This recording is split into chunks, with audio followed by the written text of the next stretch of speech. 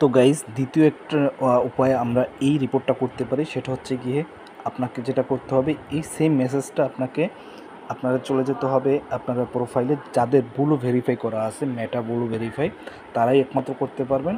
সেটার জন্য আমাকে যেটা করতে হবে, যেহেতু থ্রি ডট আইকনে যেতে হবে, তারপর আপনারা এখান থেকে গিয়ে দেখতে পাবেন যে মেটা ভেরিফাইড অপশনে ক্লিক করবেন।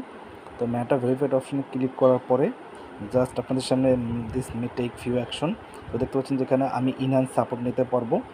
এখান থেকে আমার যেহেতু গেট সাপোর্ট, দেখতে পাচ্ছেন যে এখান থেকে আমি এই যে দেখতে পাচ্ছেন যে এখান থেকে কানেক্ট উইথ এজেন্ট, তো এখান থেকে গেলে আমি কিন্তু এটা রিপোর্ট করতে পারবো ডাইরেক্ট ফেসবুকের সাথে, টিমের সাথে, একদম ম্যানুয়ালি।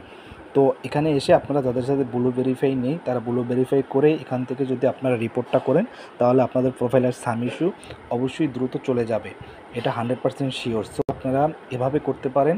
এছাড়া আপনারা যদি টাকা ব্যয় না করতে চান, অবশ্যই রিপোর্টে প্রবলেম করবেন 2 দিন পর পর, তাহলে আপনাদের প্রোফাইলের সাম ইস্যু চলে যাবে।